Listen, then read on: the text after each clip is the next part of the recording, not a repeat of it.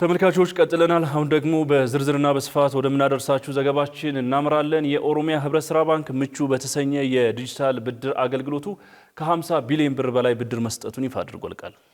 ምቹ የዲጂታል ብድር አገልግሎት የባንኩ ደንበኞች ስራ ለመጀመር ቢዝነሳቸውን ለማስፋፋት ያለምንም ማስያዣ በቀላሉ ብድር የሚያገኙበት አሰራር ነው። ተመልካቾቻችን ይህንን የተመለከተ መረጃ አለን። እሱን ተከታትለን እንምጣ።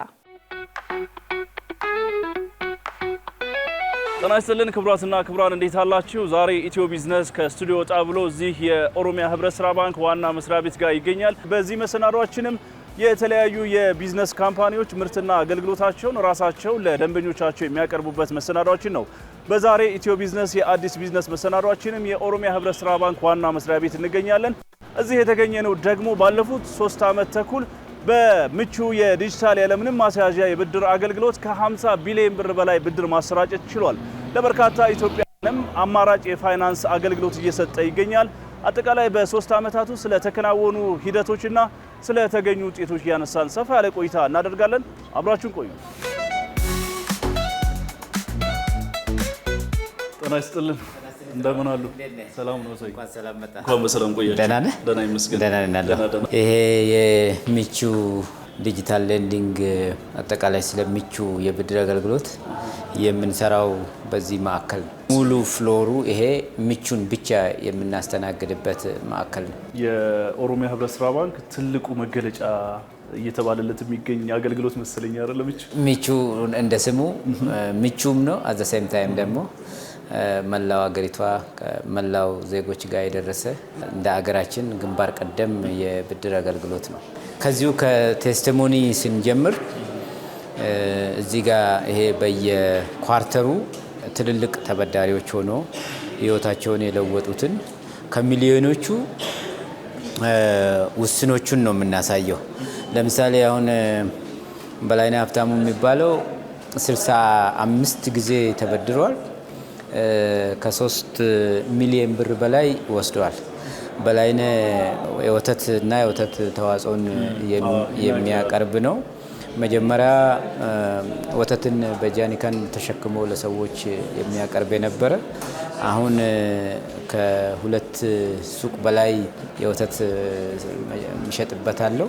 መኪናም ገዝቷል። የወተት ማመላለሻም መኪና ገዝቷል። ህይወቱን በእጅጉ የለወጠ ተበዳሪ ነው። እሷ ደግሞ ይሄን የባህላዊ እቃ የባህል ባልትና ውጤትን ቤቷ ትሰራና ለየሱፐር ማርኬቶቹ እየተሸከመች እየዞረች ታከፋፍል ነበር። አሁን የራሷ ባልትና ውጤት መሸጫ ሱቆች አሏት። አብዛኞቹ ሴቶች ናቸው፣ በዛ ላይ ወጣቶች ናቸው። ሴቶች ወጣቶች ናቸው። ለምሳሌ ከዩኒቨርሲቲ ተምሮ ስራ ጨርሶ ስራ አጥቶ ቤት የተቀመጡ ናቸው። አሁን እነዚህን ብትመለከት ስሜ የማርያም ወርቅ አለማየሁ እባላለሁ።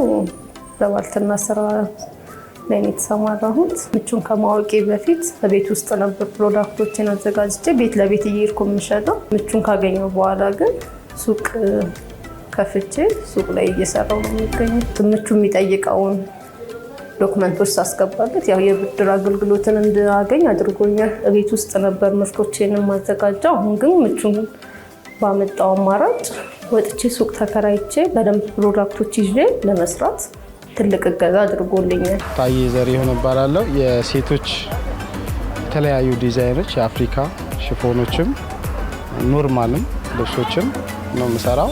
ይሄ እኮ ዝም ብሎ እንደውም ከኪሳቸው አውጡ እንደሰጡ ነው መቁጠር ያለብህ እንጂ ይሄ ብድር ምናምን አይደለም። ለምሳሌ ጓደኛ ባንክ ነው ሊኖረው የሚችለው ብር ወይ ደግሞ ወይ ከቤተሰብ ጋር ተነጋግሮ ሊሆን ይችላል የሚያበድር። ምቹ ግን ከማንም ጋር አይነጋገርም። ህጋዊነቱ ብቻ ነው ፈልገው። ካልተሳሳትኩ 1.8 ሚሊዮን ድረስ ከምቹ ብድር አግኝቻለሁ። ምቹን ካገኘው በኋላ ስራዬ በደንብ እንዲቀልልኝና በፈለኩት ጊዜ የፈለኩትን ስራ እንድሰራ አድርጎኛል። ስለዚህ ምቹ ለኔ ህይወቴን አቅልሎልኛል። ለሌላ እህቶች የምመክረው በቤት ውስጥም ሆነው ስራቸውን ለሚሰሩ በፋይናንስ እጥረት በቤት ውስጥ ላሉ እህቶች የምመክረው ምቹን እንደ ዋና እንትን አድርገው ቢጠቀሙ። ምቹ የልብ ጓደኛ የክሬዲት አገልግሎት የሚሰጠው ከባንኩ ጋር ያላቸው ትራንዛክሽን ነው የሚወስነው። እሱም መነሻ በማድረግ ክሬዲት ስኮሪንጉን በአርቲፊሻል ኢንቴሊጀንስ ይሰራና የሚወስዱትን የገንዘብ መጠን ይወስናል ማለት ነው። እነዚህ አጠቃላይ ባስቀመጥነው ፍሬምወርክ መሄዱን ቼክ የሚያደርጉ በዛ ስታንዳርድ ደረጃ መሄዱን ቼክ የሚያደርጉ የባንኩ ሰራተኞች ናቸው። በዚህ ማዕከል ብቻ ነው ምቹ ስሩአውት ዘ ካንትሪ አገልግሎት የሚሰጠው ማለት ነው። ይሄ ባይዘዌ ከምዕራብ ከወለጋ ጫፍ ያመለከተው ሰውና ከአዲስ አበባ ያመለከተው ሰው እኩል ያገኛል። ከትግራይ ያመለከተው ሰው ከአዲስ አበባ ካመለከተው ጋር እኩል ያገኛል። የብድር ዲሞክራሲንም ያረጋግጣል ማለት ነው። ምርምር ማዕከላችን የተሻሻለውን ነገር ተግባራዊ የምናደርግበትና በዛ ሌብል ስራውን የሚሰሩ የስራ የብድርን አገልግሎቱን ቼክ የሚያደርጉ ምን የሚያደርጉ ዋናው ኮር ኦፕሬሽን ሴንተሩ ይሄ ነው። ስሜ ቦንሳ እባላለሁ። ከዚህ ከዲጂታል ፕሮዳክት ሴልስ ቲም ነኝ። እንደ ዲጂታል ፕሮዳክት ሴልስ እኛ የምንሰራ ምንድነው ያለምንም ችግር ደንበኞቻችን አፕሊኬሽኑ ላይ ገብቶ ኢንፎርሜሽናቸው ሞልቶ ቢዝነስ ኢንፎርሜሽን ፐርሰናል ኢንፎርሜሽን የምንል ነገር አለና ስማቸውን ይሞላሉ፣ እድሜያቸውን ይሞላሉ፣ ማርታል ስታተስ አለ፣ ብዙ ፐርሰናል ኢንፎርሜሽኖች እዚህ ላይ ይሞላሉ። እሱ ሲሞሉ ቀጥታ ዳይሬክትሊ እንደዚህ አድርጎ ነው የሚያመጣ ማለት ነው። ከዛ ውጪ ቢዝነስ ኢንፎርሜሽኖችን ነው። ቢዝነስ ኢንፎርሜሽን ማለት ዳይሬክትሊ ከቢዝነስ ላይሰንሳቸው ጋር የተያያዘ ነገር ነው ማለት ነው። ቲን ነምበራቸው ይኖራል። ከቲን ነምበራቸው ውጪ ምን ላይ እንደሚሰሩ ቢዝነስ ሴክተር ላይ ነው ቢዝነስ የሚባል ነገር አለ። ከዛ ውጪ የት አካባቢ እንደሚሰሩ አካውንታቸው ምን ይመስላል፣ አኑዋል ሴልስ አኑዋል ፕሮፊታቸው ምን ይመስላል የሚለውን በደንብ እዚህ ቼክ እናደርጋለን። ወደ ሴንተር ከመጣ በኋላ ልጆቻችን እዚህ ጋር ቼክ ያደርጋሉ። ቼክ ካደረጉ በኋላ ይሄ ደንበኛ ለዚህ ብድር ኤሊጂብል ወይስ አይደለም፣ ኤሊጂብል ከሆነ ዳይሬክትሊ ፕሮሲድ ያደርጋል። ደንበኛው ይጨርሳል፣ ብሩ አካውንቱ ላይ ይገባለታል ማለት ነው።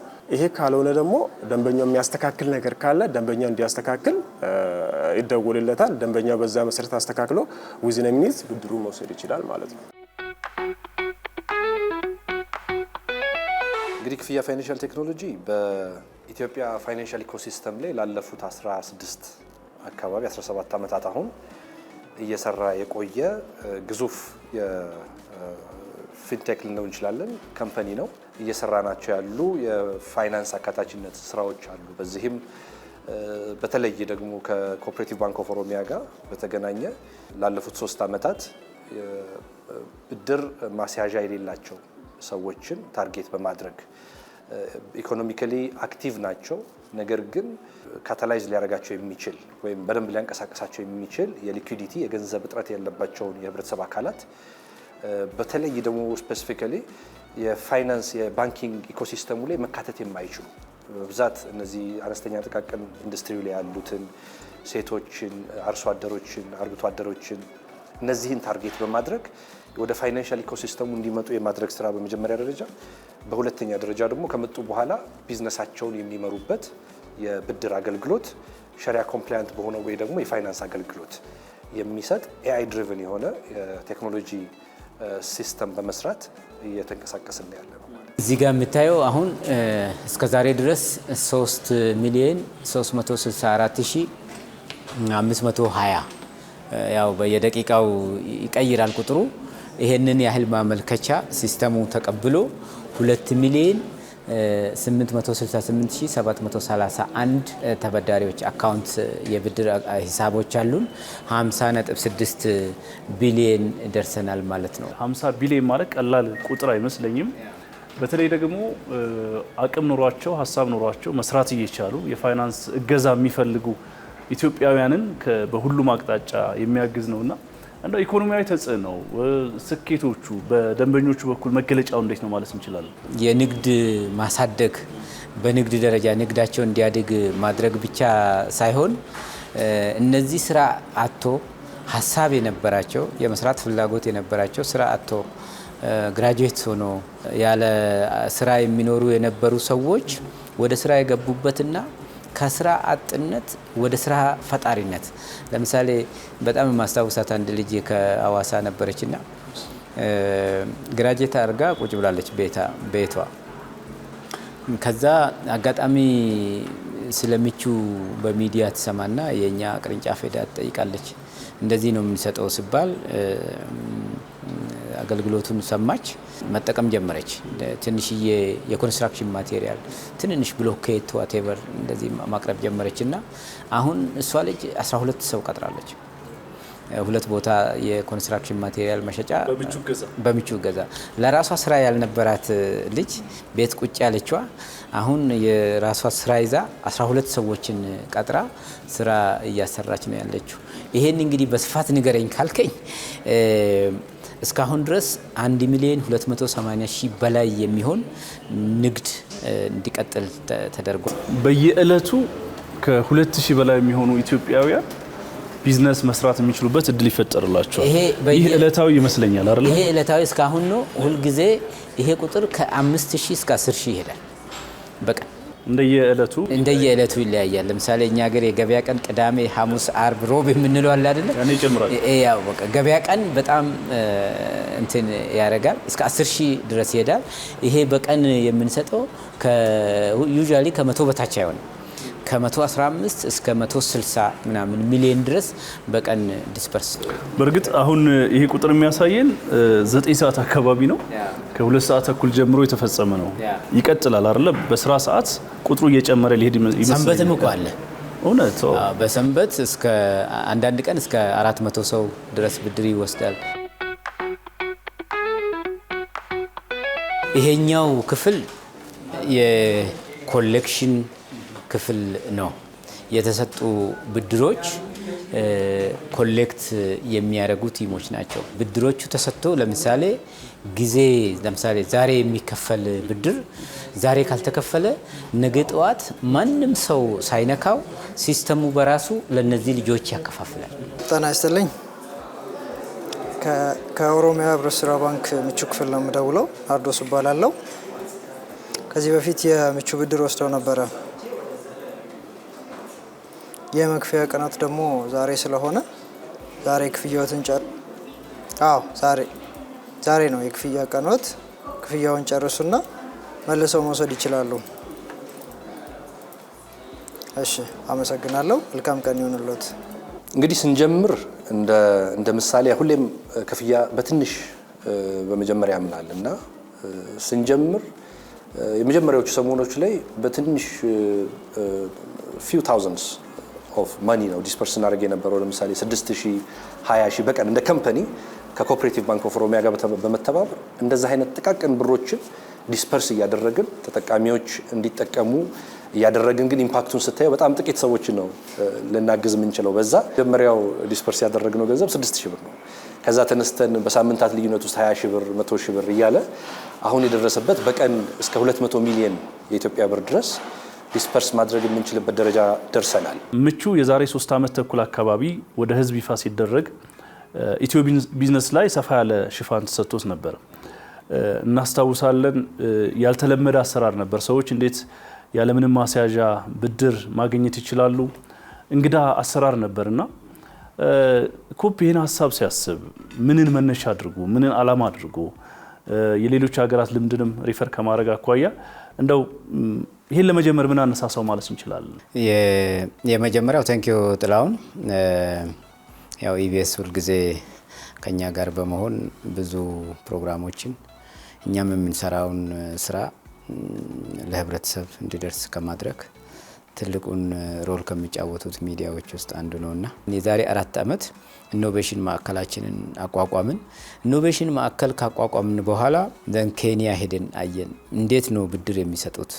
እንዴት ነው የሰጡትን ብድር የሚሰበስቡት?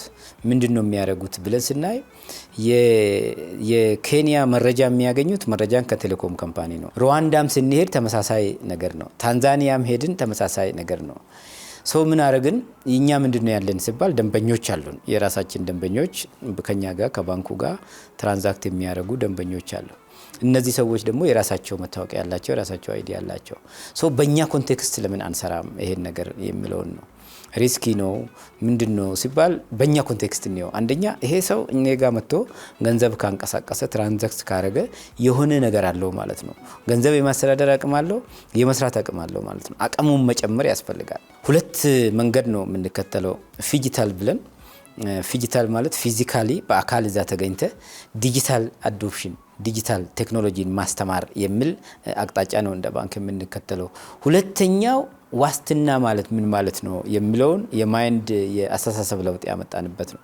አሁን ሰውየው የሚሰራውን ነገር በቂ መረጃ ካለ ብትሰጠው ሰውየው ሰርቶ ይከፍላል ኦር ሰርታ ትከፍላለች። ሶ ያን መነሻ አድርገን ከባህላዊ የዋስትና አሰራር ወደ መረጃ የዋስትና አሰራር ባንኩን ማሻገር አለብን በሚል አስተሳሰብ ነው የተጀመረው። ተመልካቾቻችን በዛሬው የኢትዮ ቢዝነስ ቆይታችን በአጫጭር ስለ ኢትዮጵያና ቻይና ድጋፍ የሂሳብ አያያዝና ኦዲትን የተመለከተ መረጃ እንዲሁም ስለ ቴሌሳይን መጀመር አነሳን።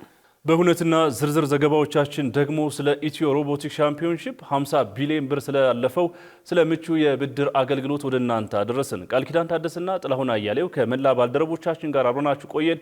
በቀጣይ መሰናዷችን እስከምንገናኝ ጤና ይስጥልን።